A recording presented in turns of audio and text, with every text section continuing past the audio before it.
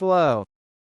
Due to the nature of this dike intrusion, it is likely putting substantial horizontal strain on both a section of the overlying lava dome and part of the prior volcanic edifice underlying it.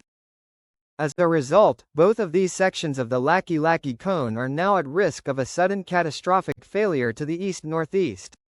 While this is pure speculation, if an edifice collapse were to occur, it would probably be similar in size to the one which occurred at Montserrat's Soufriere Hills volcano on December 26, 1997, involving a few tens of millions of cubic meters of rock. However, what I just described is a highly unlikely albeit plausible worst-case scenario. No bulge, and there is a crucial warning sign that has not yet been observed. Thus far, there are no indications that a bulge has formed which would indicate clear-cut evidence that severe slope instability was occurring.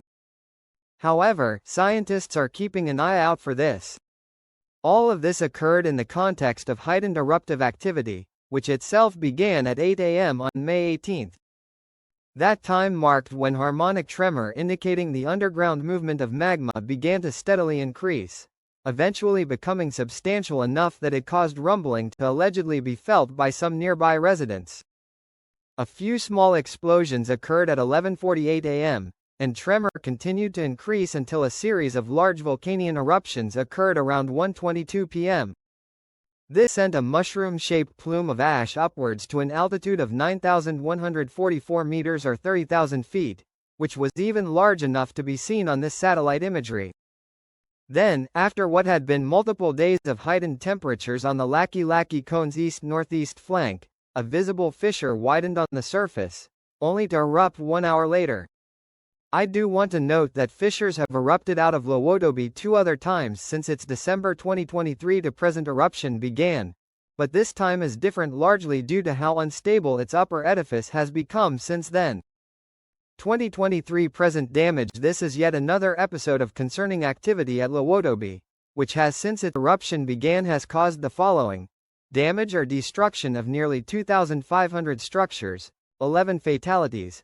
This volcano literally shelled towns as far as 11 kilometers away with grape to car-sized lava bombs which left large craters in the ground, generated 2 lengthy lava flows, caused widespread ash and lapilli fall, modified the edifice of the volcano, and incinerated a combined total of 53.47 square kilometers or 20.64 square miles across 4 sub-Plinian explosive eruptions.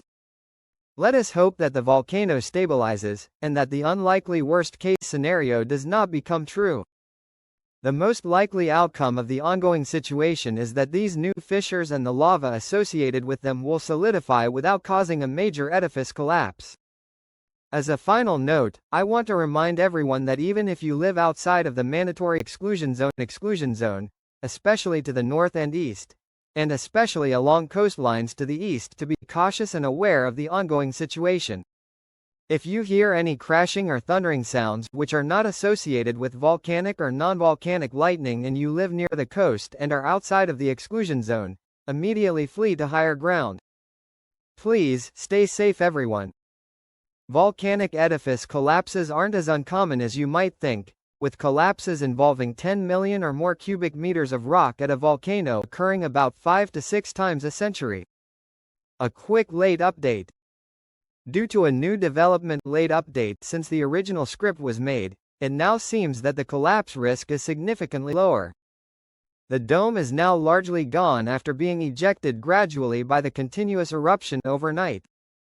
However, another dome building phase is seemingly ongoing and may plug the conduit again.